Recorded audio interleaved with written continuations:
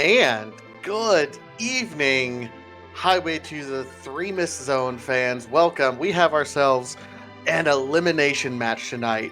In the Magma route, we have 0-1 chocosura versus 0-1 Minh the Mage. One of these two will be effectively eliminated from the tournament after this race. My name's Vitasia, and I am joined tonight by Baka Shinobi. How we doing tonight, Baka? I am doing great. This is going to be an exciting match. As you said, after two losses, you're not going to be able to mathematically advance the next stage, so you'll be functionally eliminated, but you will still be able to get a race for the last round of Swiss in the event you choose not to drop. So maybe runners will choose to stick around no matter what, but it is do or die moment for these runners. Chocosura is a very long and storied runner. He has been in a lot of tournaments. He was in the Highway to the Zima Zone last year. He was in the first Highway to the Zima Zone, if not mistaken. He was second place in the World Series of Free Enterprise. Got put on the ropes just by how this tournament structured out and how the race had gone so far. So he is going to be fighting hard. And Minh the Mage is a new-ish runner. I believe his first tournament was the Fool Gauntlet. So we have some old guard and new guard fighting it out. Absolutely, and this flag set, this quest set, looks like we have the possibility of something either really nice or really, really rude. We complete the antline nest is something that most runners do relatively quickly, but then we have Raise the Big Whale, which, okay, theoretically, most people are going to end up getting with Darkness Crystal, but then Twin Harp, which is music, which we all really love to see, and then the standard Forge the Sword. This might lead us on a couple goose chases, a couple rabbit holes, you know? Agreed. This is something where, because the Darkness Crystal is one of the two ways to Threemus, making an objective means that in order to not get the Darkness Crystal, we'd have to go and get the Adamant, the Legend Sword, the Twin Harp, and the Pass, all before we get the Darkness, which is guaranteed to be on Earth somewhere. That's going to go and be very hard to see, but anything is possible in a randomizer, and we are starting. Absolutely. We do have a Rosa and looks like Yang start, which is just a fantastic starting team, along with the Luca key. That is going to be a lot less helpful because we have the Warp glitch on, which means when you complete Dwarf Castle, if you have someone who can cast Warp, after you go through the two fights there, you cast Warp, you're back in the room that you were just in, only it's not actually in Dwarf Castle, it's at the back of Sealed Cave, because SNES limitations and room reuse, they use the Sealed Cave to be a stage for the Dwarf Castle fight, and you can just loot the back of the Sealed Cave, so that Luca key is not going to be necessary for completing an objective.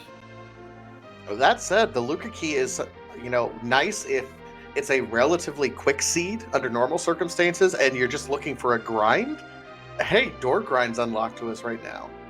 Yep, that's something that if you don't have the Darkness Crystal and you can't find Sirens because they're either not in shops, you don't have an edge, or the shops that have them are on the moon somewhere and you don't have Darkness yet, doors are good experience. They give a lot of XP.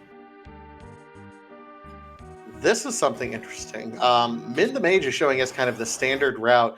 Go get a couple characters. Chocosura, though, went right to Eblin Castle and said, hey, this is a great place to get some great items early. Even though there's 3 trap chests, he's like, hey, I can remember those, and if I walk out of here with a Murasame that I know I saw at some point, that's actually a super efficient way right off the bat. Yeah, with the T Wildish flags, it's the loot is set up so that we're going to go and find some higher tier loot in these locations with trap chest or out of the way. And getting a defense sword and a Murasame, Edge is not going to be gated anywhere. We have C relaxed on, so you can get any character anywhere. Any character except Fusoya, that is, because he is removed for this tournament. So I can see Chocosura being able to make good use of that. That was actually super nifty.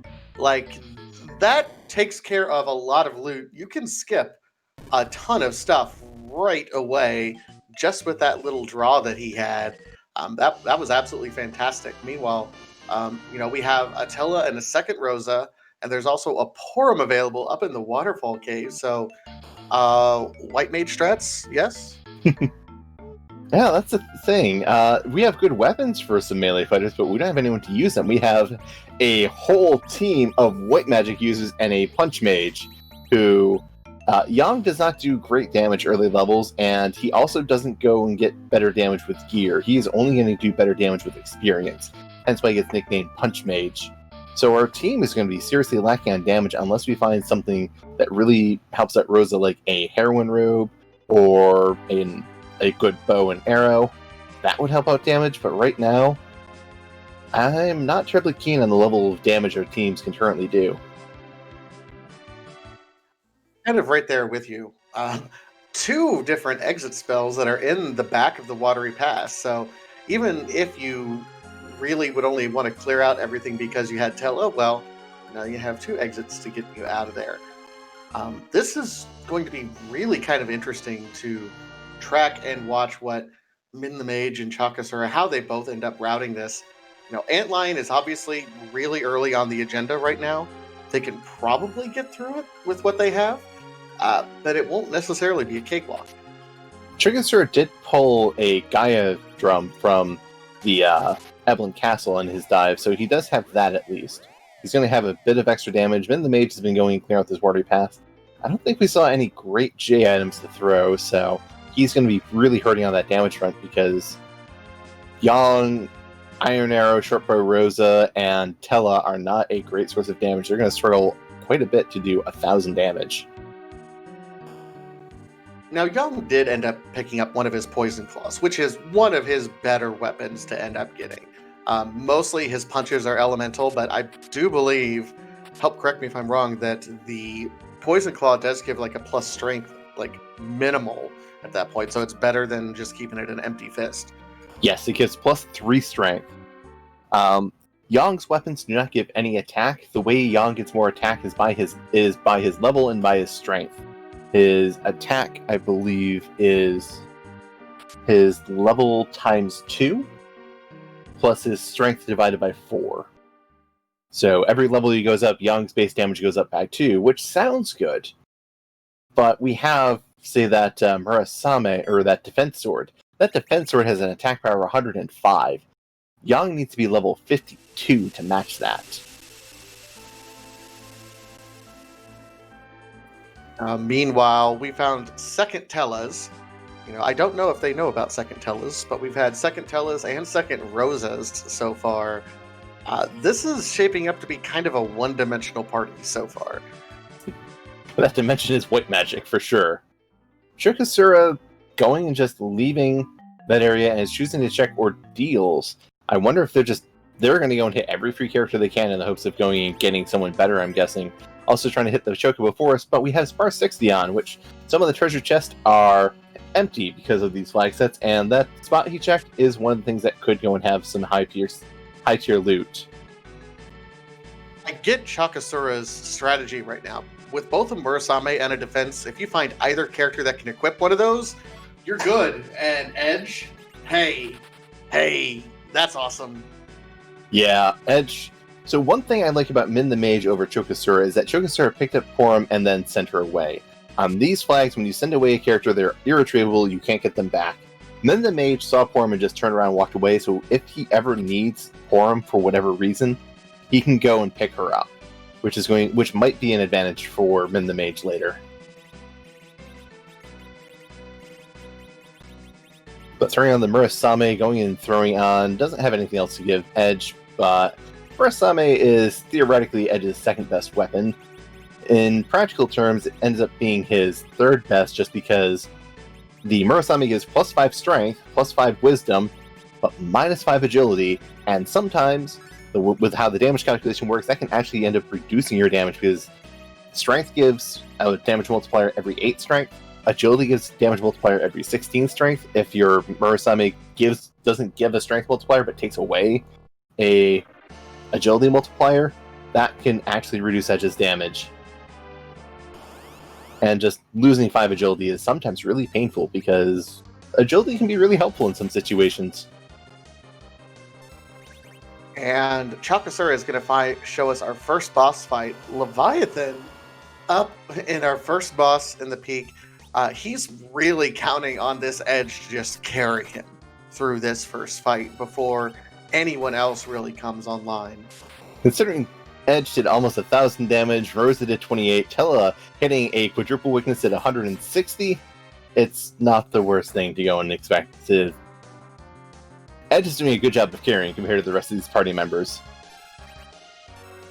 Meanwhile, Min the Mage finds the Officer-Soldier fight in Kaipo. That's, even with a low damage team, if you're willing to sacrifice the experience of the spot, which is not necessarily that much, if you just kill those soldiers, the officer is going to run away. He has most of the experience, but if you're okay with that, this gets through the fight quickly.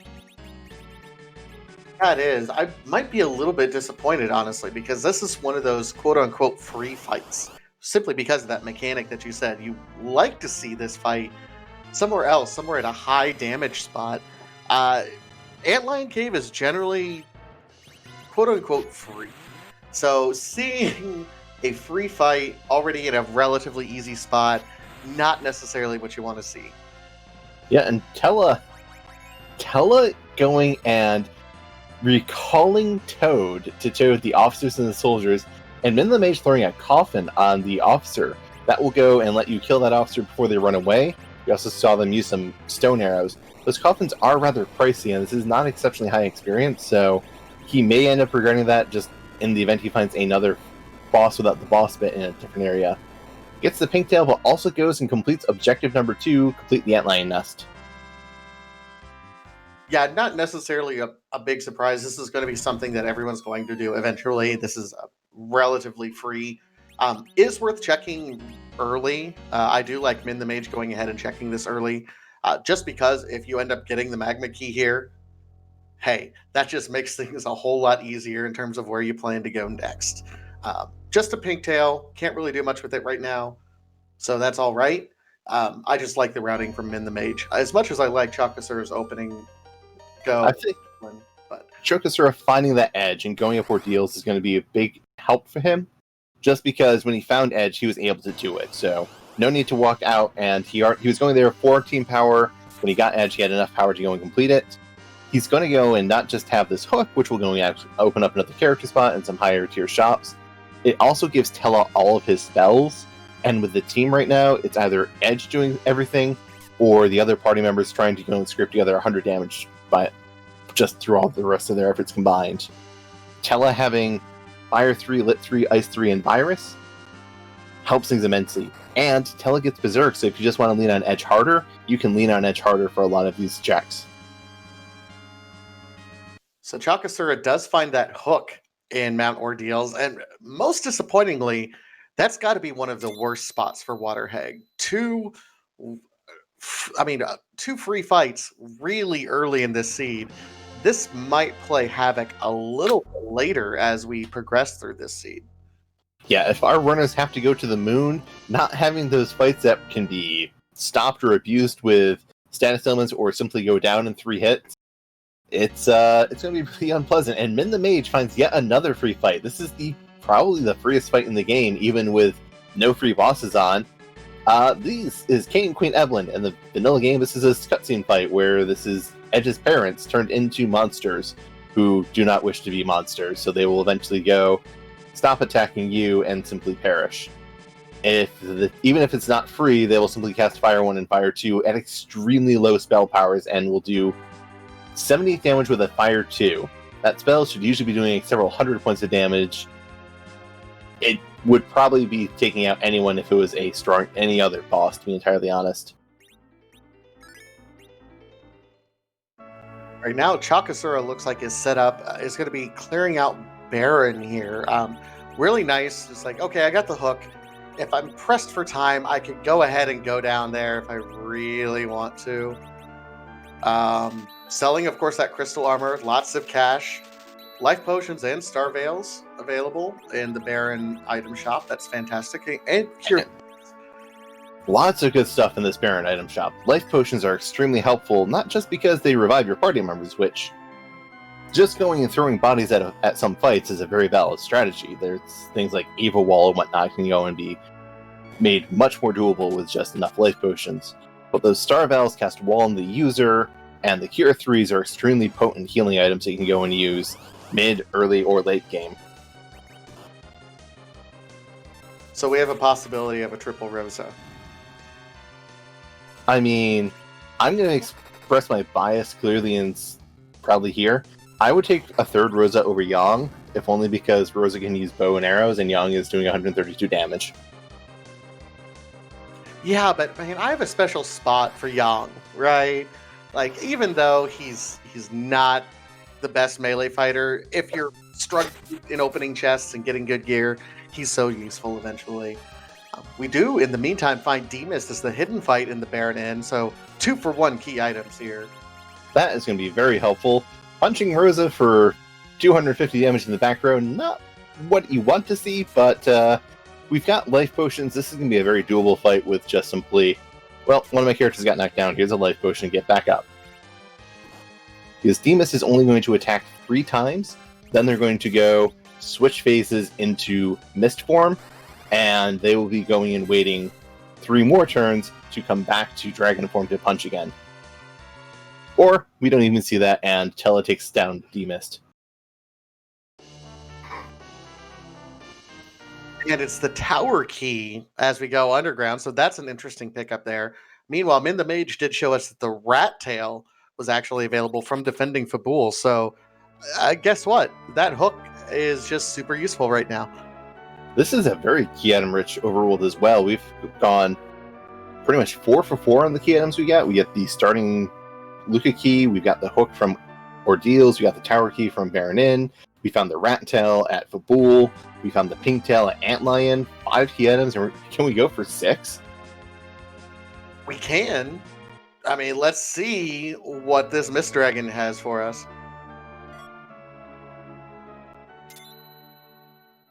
Ooh, that Lilith Rod is a great pickup as well. That casts the Psych/Osmo spell when used as an item. Slow spell to cast, instant as an item. The Pass! Not Okay, so key item, but it's the most key item like key item that's not a key item. And Min is going to get the news that there is an edge here. I wonder if he's going to go and feeling like he should have come here sooner, or if he's going to feel okay with his choices and be happy to just have edge now. He does not have the Murasame because Chocosura pulled that from Ebon Castle where Min the Mage did not go. Yeah, now Chocosura is going to Antlion Cave if he... There's a school of thought to go and fade Fabul because you do want to go back to Fabul at some point after going through, getting to the underground and talking to Sheila 1. Or talking to Yang in the Sylph Cave and then getting the first enemy from Sheila, and then you would get a second enemy if you had the Pan. On hook routes, I'm a very strong proponent of do Fabul, because if it's a Magma key, you've lost a lot of time. true. Yep. And right now, we don't know what that Rat Tail turns into, so that could still be a Magma key.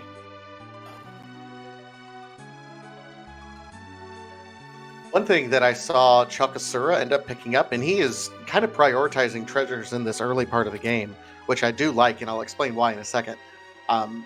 He ended up opening up a lot of treasures, and he got a cat claw that I did not see Min the Mage pick up. This is not necessarily a great location to loot in the Antlion Cave, but does have a possibility of some lower decent tier items. The thing about the cat claw is it's not a great item in terms of the pure stats that it goes, but it is the best thing that Yang can equip. +5 agility and +5 strength that is good in my book. I'm not going to go and besmirch it in any way, shape, or form. I know, I can already hear some people in chats telling Thunderclaw. Okay, guys, I get it. Yes, Thunderclaw is great because of its weaknesses that it has in certain boss mixes. But still, you got to give it up for the Cat Claw. Cat Claw is a great agility manipulation tool as well, because getting +5 agility can be pretty massive. I've used it on solo edge runs when I wanted to go and beat Threemus, so I went and boosted my agility with my weapons up to 69 to equal to Threemus's agility of 69. It was a fun time. Also, Chocosura is taking the time to go and check the character on Hobbs, which I do not believe Min the Mage did. This should be interesting. you get the sense that he's not necessarily happy with his party setup right now. Another Poor Rosas. okay. I don't want any spoilers because I haven't watched many of the day's races, but if any race today was missing the roses, we all know why. They all got seed. You know, we're gonna need to see 2 more roses in order to go and match the most of a single character I've seen in one of these flags so far. So I'm just gonna call a Rosa at Ebland Cave right now. Rosa Evelyn, Rosa Dwarf. Oh, and I've just put my money on the table, guys. So in all seriousness, what character would you like to go and see at Evelyn at this point? And more to the point, which character would you really not want to see? I mean, for the lulls, I want to see a Rosa, but realistically, that's the last character that I think I want to see. Honestly, if I'm chocosura, I want either a Cecil or a Kane. I'm probably preferring a Kane at this point. Someone to wield that real beefy defense sword, because that's a really nice sword to have, especially at this point in the game. He can do quite a bit of damage, even if it's a level 1 Cecil. A lot of people like to use Cecil as kind of an agility manipulation, keep him dead for a long time. I don't necessarily do that. So if you're someone who does that, just go with a Kane instead. But someone to wield that defense sword is probably who I want to see. I was going to say, I was interested that you said Cecil because of that vanilla agility flag, where having Cecil in your party makes it harder to go and finesse and manipulate agility. But it's a compelling point. Damage is damage, and you need that early on. Worst comes to worst, you can go and get rid of that Cecil with other characters if you have to. I am going to go and partially agree with you and say I would like to see the Kane for that defense sword that's mentioned, or a Palom for that big black magic that you can go and cast. That one would be nice. It's not outside the realm of possibility to go ahead and get him up to Quake stages, even from that particular spot. If you can line everything up just right with the Stonemen and the Mad Ogre chests. And chocosura has absolutely shown the ability and the preference to open up a ton of treasure chests. So I'd like to see him do that if that's possible. Yeah, I think Palom with the Mad Ogre chest, as long as you have characters, or as long as the new, fresh character is 5 levels or more behind your party in medium, or party median, so Palom would be 15, 10, and the rest of the party would be 15 or above, you can get Palom to Quake off the Mad Ogre chest if you can get life glitches off. And with Tella, you can cast Size on the Mad Ogres to go and make them free, pretty much.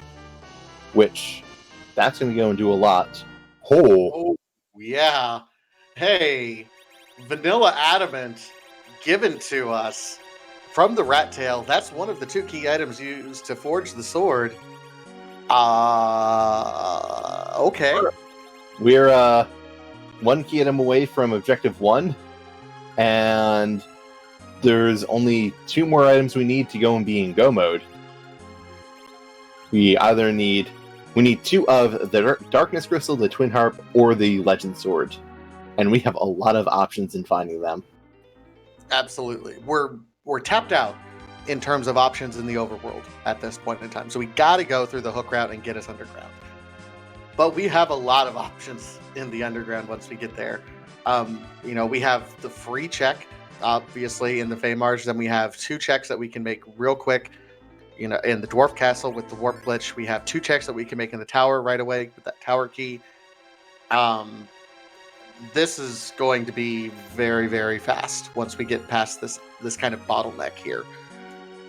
Yeah, in order for this to go and take a while, we would need to have both Legend and Twin Harp be gated somewhere on the moon. Oh, and we find Sirens and Hourglass 2s. This seed, oh my.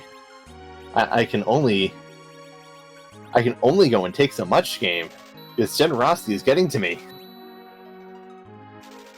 And you know what? This is exactly why I loved what chocosura was doing in terms of how much he was looting, even though he didn't necessarily need it.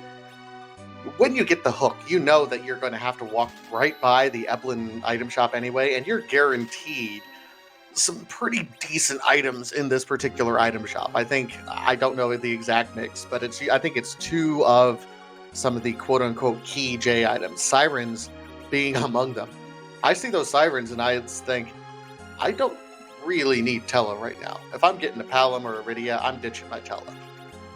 Yeah, we also find Edge getting an assassin knife, which is a very helpful piece of equipment because that can go and cast, or that can instantly kill some enemies. It has a 30% swoon proc.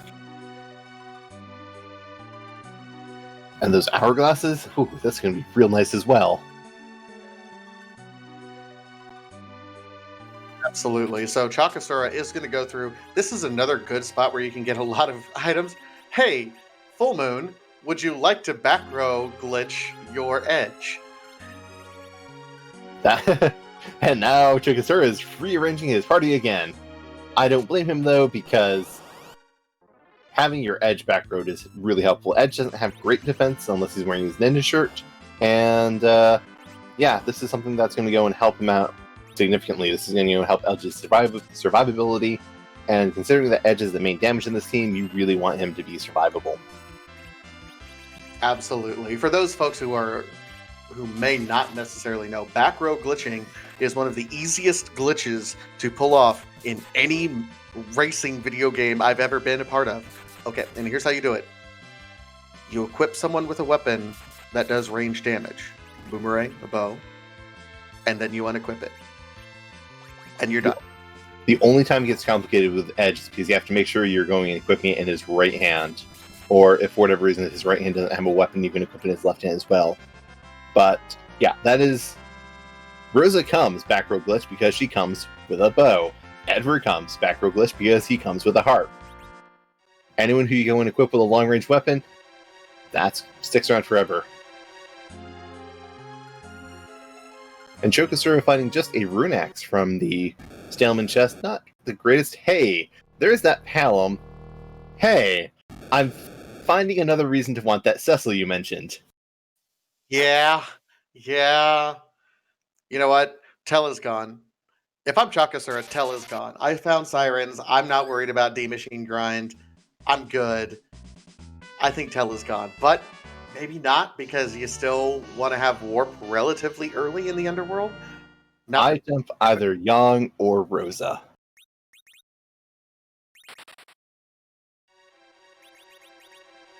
Second Rosa is gone. Okay.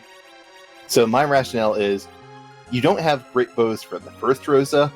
You don't need a white mage if you can do enough damage. So for this early to mid part of the game, just let Rosa go and be a straight up damage source. And then when you get to the end game, you have Rosa who can cast your big healing spells. She's going to go and survive big bangs great. Hallam's going to do a lot of damage at your mid game. A second Rosa on Zeromus, you'd either want to be reflecting spells, which is a mage heavy strat, which takes a lot more experience than Berserkers. And you already have Edge with some good weapons, and you have Yang as well. So if you just level up Yang and Edge enough, you can just beat down Zeromus with less experience and less time. And in the meantime, while Yang is getting up to speed, you lean on Palom, who, level 23 at about 36,000 experience, he learns Quake.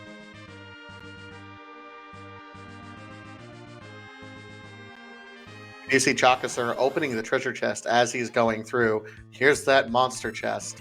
Now, one thing we did not necessarily see in the Eblin shop were Bacchus wines, which you can steal from these guys. That's right, you can. We have restored the Jade Rock tables. That is something that, with Edge in your party, you can just sit in a fight and not just steal one. You can steal as many of an item as you want, as the way these things work is they have an infinite supply. They're just really stingy when it comes to, dropping them when they're dead. And Edge is making good use of that assassin knife, going and just instantly killing these mad ogres with swoon procs. We'll see if Chocosura goes and leaves one alive for a bit so he can go and steal some Bacchus wines, or if he decides, nah, I'm just going to go and take the experience and run. Does not get the third life glitch off because someone did not have their turn. Edge is pretty fast and just choosing to go and kill the last Mad Ogre.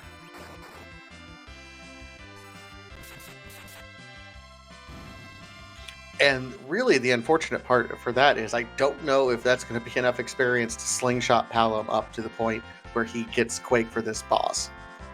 It looks like he was just 2 levels shy, so not quite there. Meanwhile, Min the Mage is going finishing up Baron In, is getting that tower key, and will be able to get the pass from the Demus once he checks that.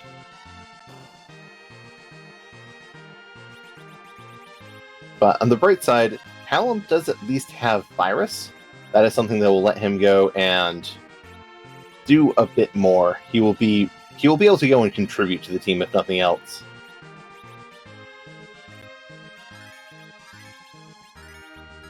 Absolutely. Virus it's not what you would prefer.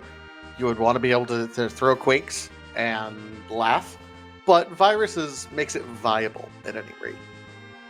Yeah, Virus lets Palom do a couple thousand damage every time his turn comes up, that is still appreciable damage. Ooh, and we find elements here. This is an interesting fight. I wonder how chocosura is going to be addressing this. One way of going and dealing with this elements fight is to just attack it straight out, go through all the phases. We might not go and get through all these phases. Here comes a Virus. That might go and be enough to go and kill it outright. So this spot normally has 6,000 HP, but the elements fight is actually split into 2 parts because it's at the element spot in the Giant, which has they want to have more than 61,000 HP, which is the limit for monsters in this game. So they turn them into 2 different monsters. If you kill them before you go, and if you do enough damage to go past where they're going to go and do their counterattack and just kill them, they can't do that counterattack. An alternate way is to reflect spells to bypass the counterattack.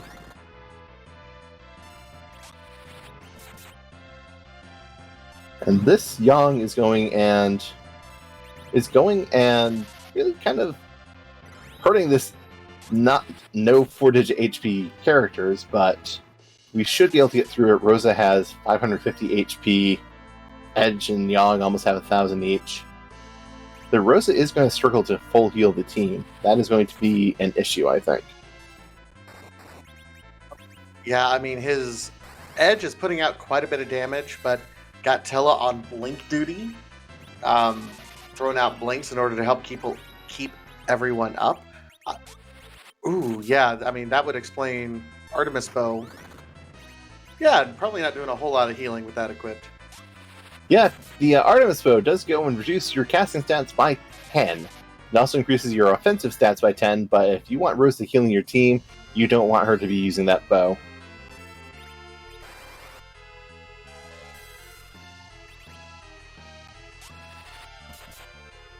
And making good use of that blink spell, definitely a very good spell. Hard to call underrated, but is one that's easy to underappreciate, just because being able to negate 2 physical attacks with 1 spell is really helpful against these bosses who go and punch reasonably hard. Absolutely. So, got some bursts going on your melee fighters right now. Nicely done.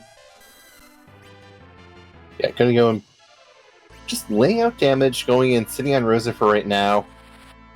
Gonna try and go and throw out a Cure 2 potion just to heal some people up.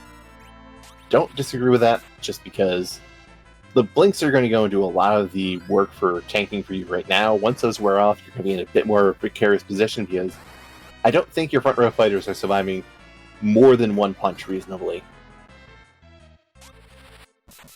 Probably not. And, you know, your Porum right now is really a third of his health is going on those kicks, but chocosura gets through that karate fight. Very nicely done. We'll see how Min the Mage can get through. Really, the difference has been, you know, chocosura having that Murasame, I honestly think has helped him out quite a bit. Has upped his damage on that Edge enough. Yeah, something that I appreciate is Chokosura knew he needed damage and went out looking for ways of getting it. When he found the Murasame, he prioritized going in looking at characters. When he found the edge, he prioritized just going. He's still looting quite a bit, but he's not going out of his way to loot now. Yeah, and that's kind of one of the interesting things about randomizer speedruns in general versus a normal kind of vanilla speedrun. You can't muscle memory your way through this sort of randomizer speedrun, which is what makes it interesting. You have to kind of adapt to what the seed gives you and read the seed and be able to say, okay, this is what I have, this is what I need, what's the best way to go about getting it. Really heads up play by chocosura so far on this one.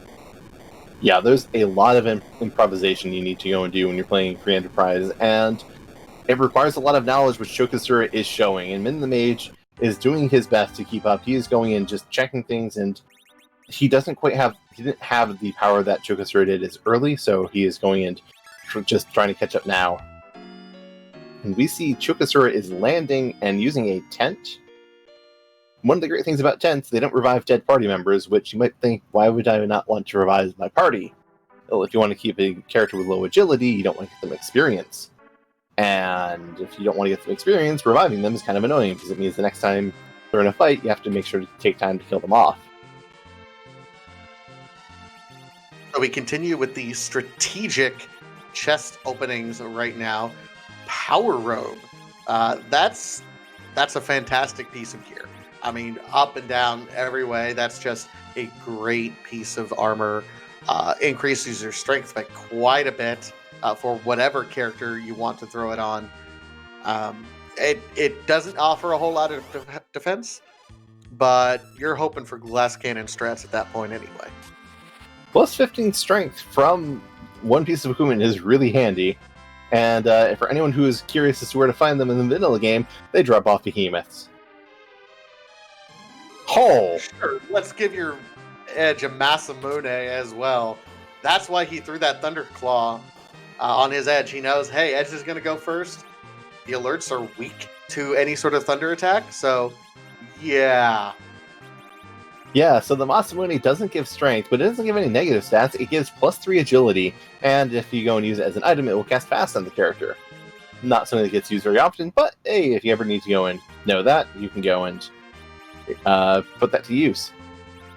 And just, yeah, we're going to go and be leaning on edge more and more, it seems. And now, Palom has Quake. Palom, after that karate fight, got enough experience to have Quake. He's going to be really ready to go and just lay out some damage. Chokosura's team is looking very nice. And Minh the Mage took a reset. I believe he was trying to get experience on Palom from the Stallman chest, and Palom ended the fight dead, so he's resetting to go back to redo that fight.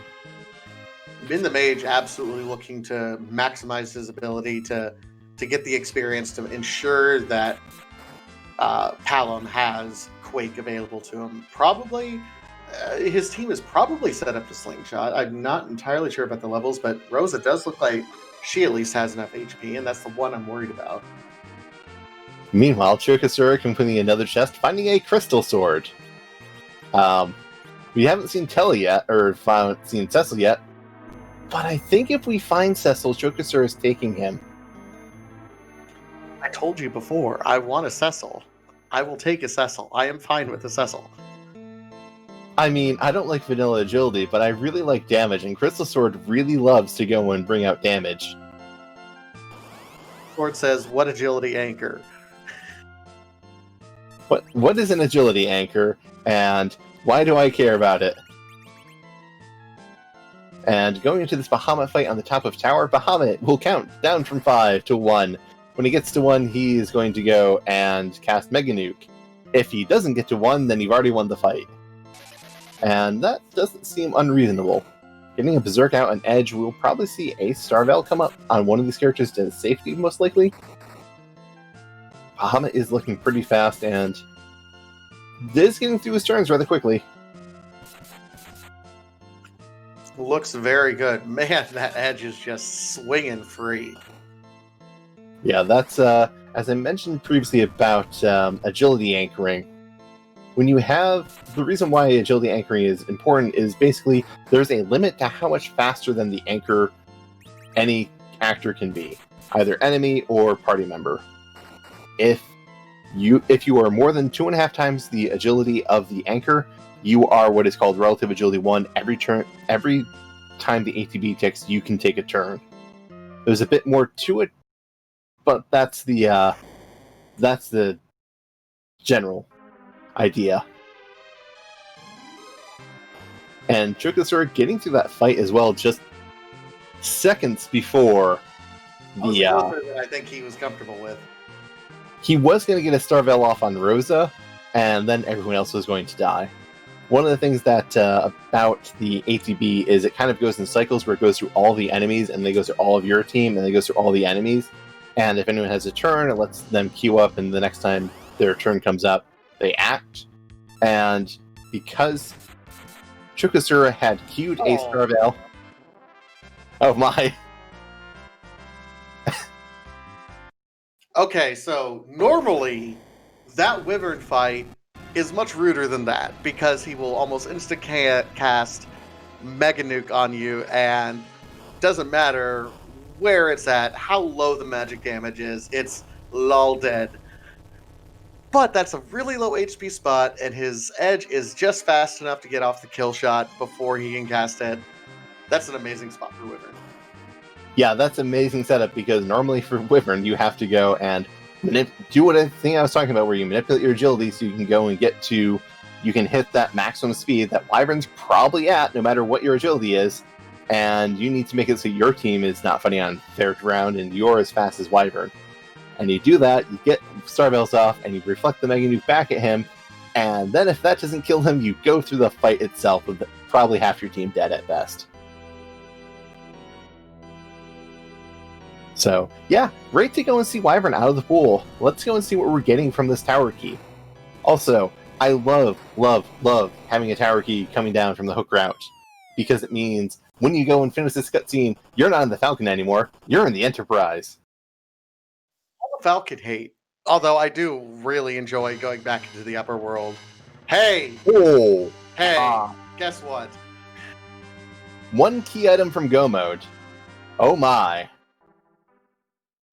The Excalibur is still helpful. It's technically more helpful than the Crystal Sword right now because Edge can go and use the Excalibur one time.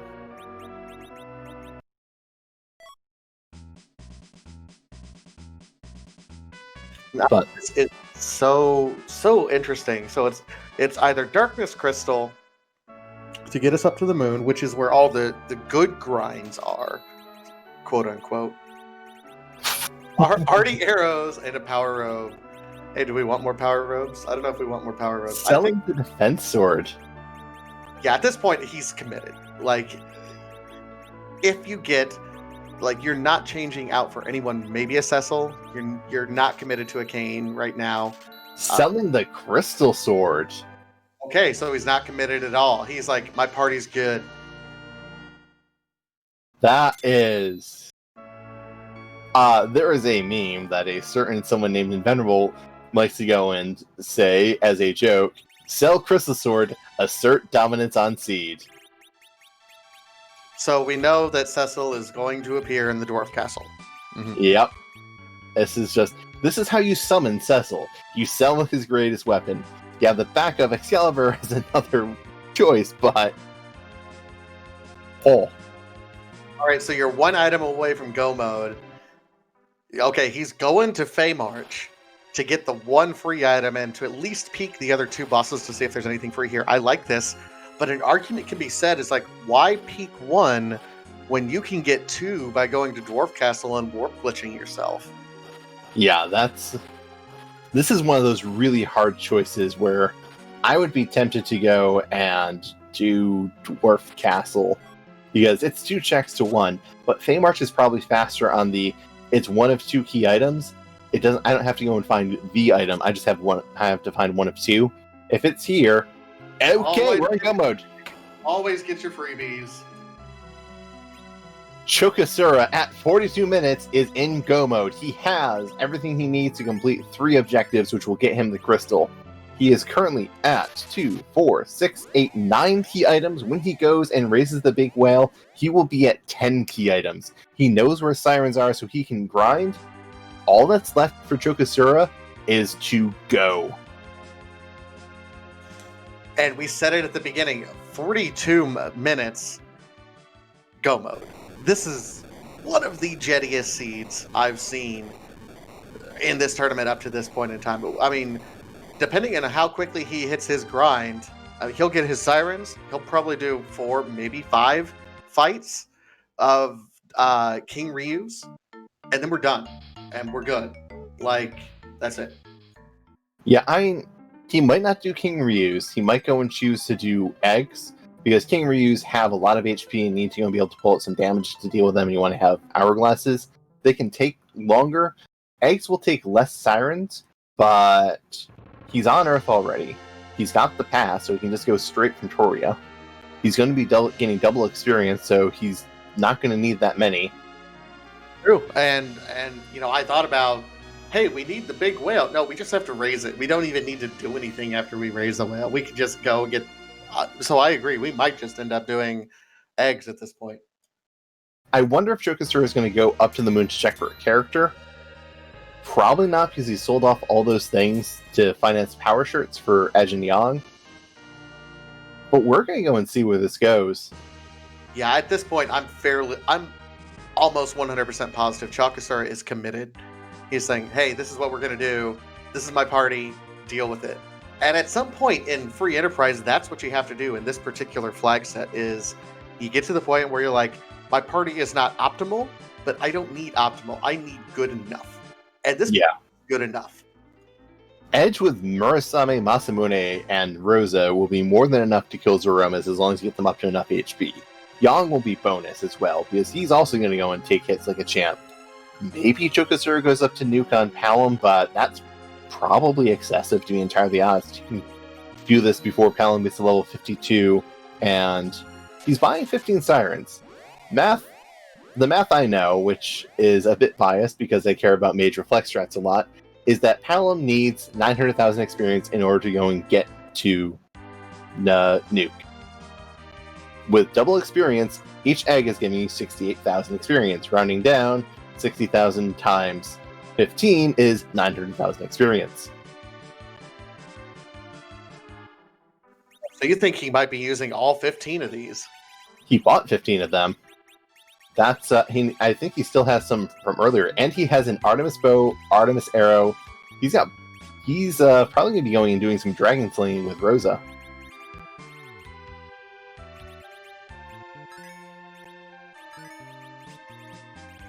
This is saving him probably a lot of time because those Artie bow and arrow does do extra damage against dragons. And yeah, that's going to go and help out considerably. Also killing off Tella. This is, as I said, for agility manipulation purposes, you want to go and make sure that your anchor is as low agility as possible. Tella starts at 8 at level 20. He's gained a few levels. He might be at 9. At 9 agility, you want to go and be above 24 agility, I think. 24 agility or above to be relative agility 1, which is very doable for Edge and Yang, which are the main characters you care about that on. And Rosa is at a high enough agility to be going first, which, see here, 3,600 damage to that Dragon Egg. That Dragon Egg has less than 2,000 HP. Just really fantastic at this point in time. You know, it's interesting because in this sort of situation, I would be the kind of person to grind up to make sure that Rosa would be able to survive an unnerfed Big Bang. Her equipment is not fantastic right at the moment. Diamond Ring is all right, but we don't really have a staff. I think we have a wizard hat somewhere.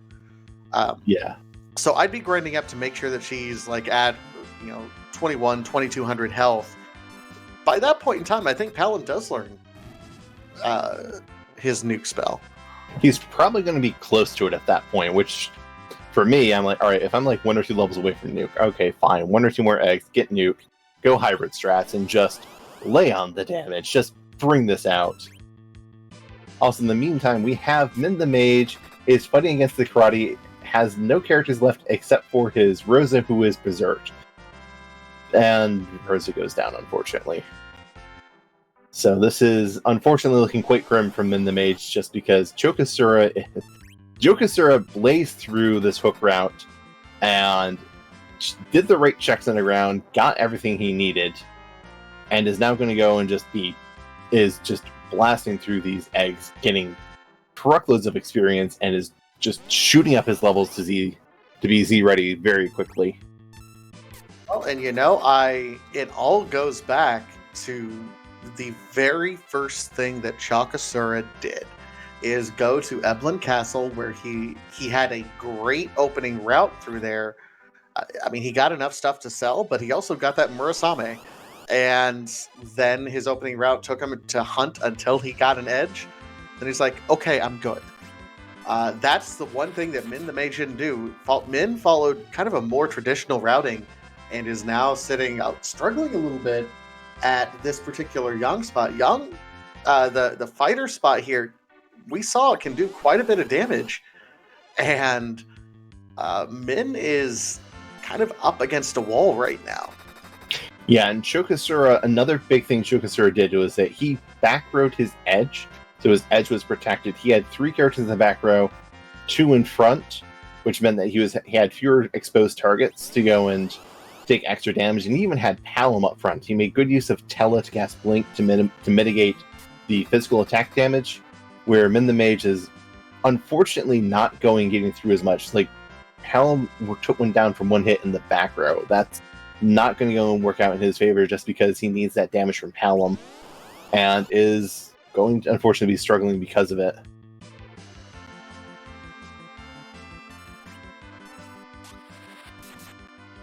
So Rosa, now at comfortable HP levels at this point, does appear as though he's chocosura is gaining levels until a nuke is learned. There's Meteo, so 1, maybe 2 more eggs. Yeah, he's 2 levels away. Hey, he got a refund siren and chose not to take it. Yeah, Palom learns Meteo at level 50, learns Nuke at level 52. That is the last spell he learns. And also, chocosura is at the point where Edge is outspeeding Rosa even without his Masamune equipped. He may go and choose to just re-equip that Masamune because he took that off to reduce his agility so Rosa would go faster. Another agility thing is that Rosa's in the highest priority slot, and she is going to, if turns come up equally, she'll go and beat the average. But chocosura appears to be done. He is going to Threemus now, it seems. He is going to Toria, and I believe we are getting close to a very important question. I do believe so. It's one of the key indicators in this particular Final Fantasy IV free enterprise. We have a wonderful community that curates these wonderful submissions for Threemus. Now, we can't randomize Threemus himself necessarily because Threemus is an iconic boss fight and we don't want him in some weird location and he has his HP refill. You still have to beat the end boss of the game. But this is a randomizer, so we got to randomize something, right? So what we do is we randomize his true colors when they emerge. So the question that chat likes to ask is, whose butt are we going to kick today? And with almost 450 butts, many of them made by Boardface, a lot of them, many more made by Scala Kitty, we have a lot to choose from, so if you have a favorite, get it out. Do you have a favorite, Vitasia? I'm a fan of the jokes like 404-Miss, boss not found, or the GIF or the picture not loading. I enjoy some of the funnier wink, nod, yuck, yuck, yuck sort of Threemus fights. How about you, Baka?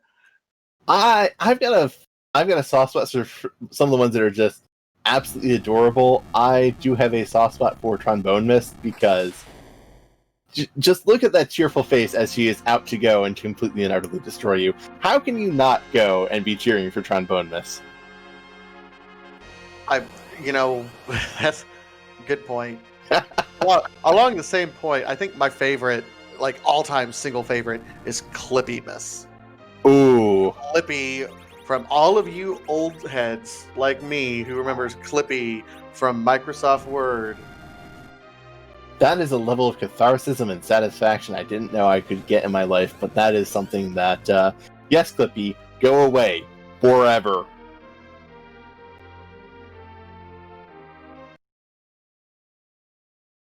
But here we see the true colors emerging. Whose butt are we kicking? Crystalmus. That looks like the crystal from Final Fantasy Mystic Quest. God, kill it with fire. That old man was really rude, and it's spoiler for 20. Oh, it's from Final Fantasy 3. Interesting. All I know is that the Mystic Quest had a crystal that I was not fond of. In the meantime, we have Minh the Mage going to Dwarf Castle. Not a bad check. This is 2 rewards. We just know it's not going to be... Well, it could be the Twin Harp, and if he goes to Feymarch, that gets him the Darkness Crystal. Not going to be as fast as Chocosura's Forge and Darkness Crystal, but still a good play. And we have the Dark Imps here, which are not going to go and be immune to adamants, but we have to status elements. But Chocosura, in that first fight, nerf the first Big Bang. This goes and reduces the power of that Big Bang by... Well, when Threemus casts Nuke, he doesn't go and cast at the same power he casts Big Bang, because that would be a little unfair, because Nuke's a really powerful spell, and Big Bang is about the same as Quake. So, Threemus will change his battle power. If you trick him into casting Nukes at the right time, he will go and cast his Big Bangs with Nuke spell power, which is a lot less, as you see that I don't think anyone took 4-digit damage. No, that was exactly what you need to do if you're planning on anyone under 2,000 hit points living. There are strategic and different strategies that you have to do to be able to nerf that properly. This party, I don't know, is going to need it. Yeah, this party might go and kind of skip some Big Bangs, because, as we mentioned about Threemus being really complicated and whatnot, one of the things he does is refill his HP, because the developers want to have 100,000 HP. You can't have 100,000 HP, because I mentioned that the highest HP you can have on an enemy is around 61,000. So what they do is, after you do 45,000 damage, Threemus will set a flag where the next time he gets hit by an attack, he refills his HP to full. If you reflect spells, you go and bypass that. Chocosura is not going to do that, but what he is going to probably trigger by just laying out the damage is the phase change. So when he goes and refills his HP, he kind of switches from one monster to another. And when he does that, he resets where he is in the script. So he could shake and look like he's about to cast a Big Bang, only to not cast one for a while and shake again without doing a Big Bang. That is because we triggered the HP refill and are in close to the final phase of the fight. I love this. He's even got Rosa laying on the whites at this point in time. I love these hybrid strats when you can pull them off properly. It takes kind of an interesting party comp and some patience to set up. But he is laying on the damage thick right now. We may not see another Big Bang. Say it with me, chat. DPS! DPS! DPS! I, for one, appreciate and love our damage overlords. And there it is. Bam! Crystalmus is down. Chocosura is done sub-hour with an official time of 56 minutes and 2 seconds. Let's see if we can go and get him in here for an interview. That was just an absolute fantastic race. We'll see. Yeah, Chocosura, if he can get in here. And that's just really, really fast finish. That is... It's not always easy to go and get a sub-hour finish. It's very hard, to be entirely honest, of going and completing your objectives, completing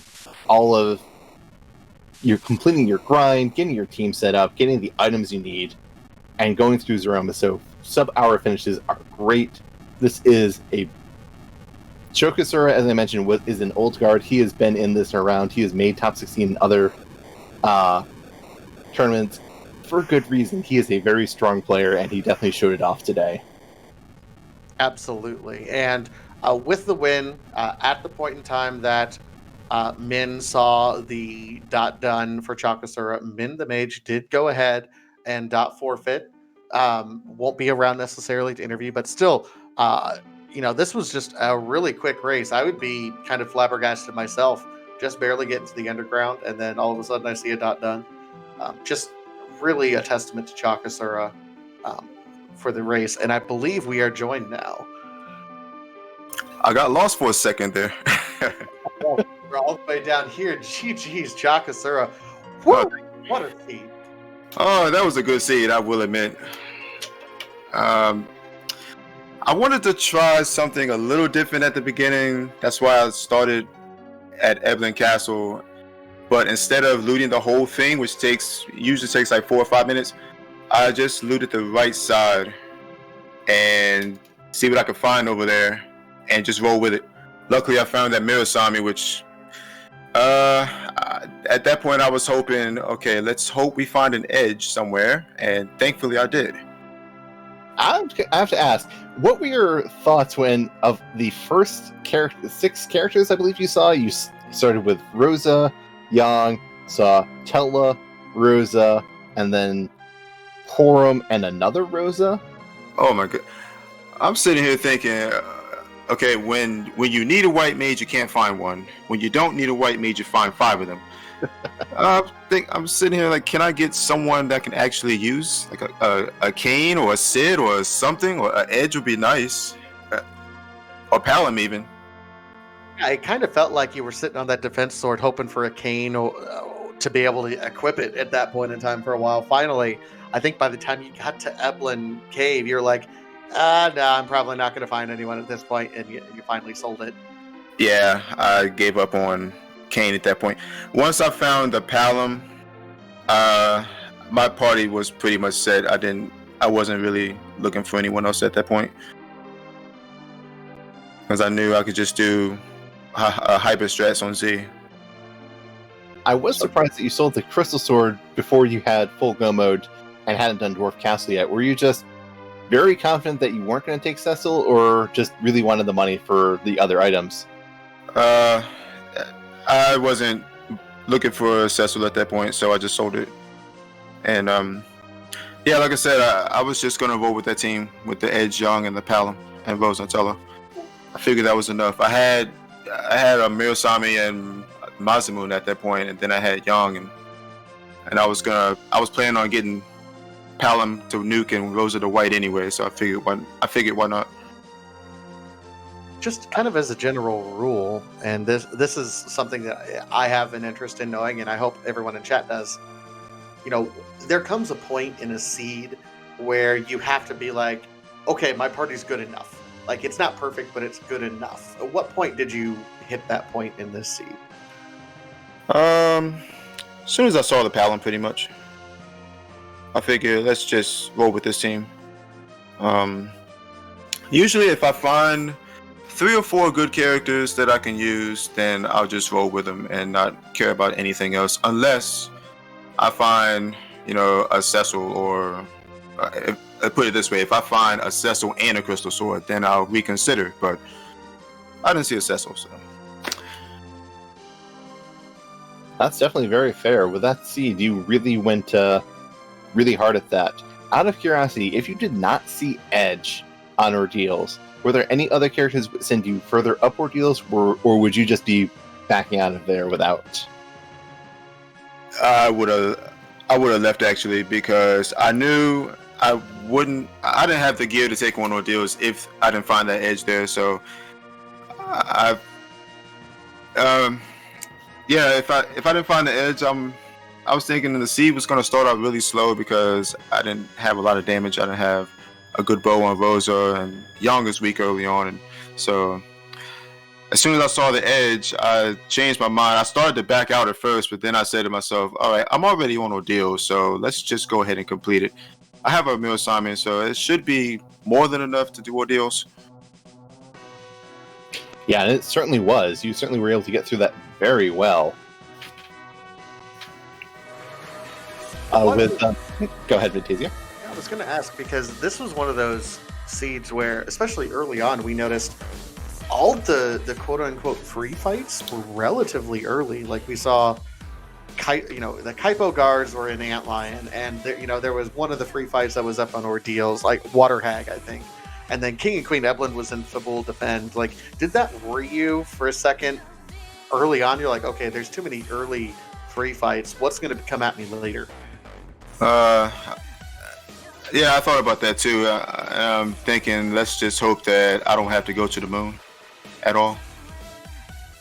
But thankfully, this seed was just as linear as it could be, because it threw everything you needed at you, pretty much. Yeah, when you saw those objectives, was there any point where you were a bit worried, or just worried about things going a bit too fast, or getting caught out by a key item being in an odd location that you skip?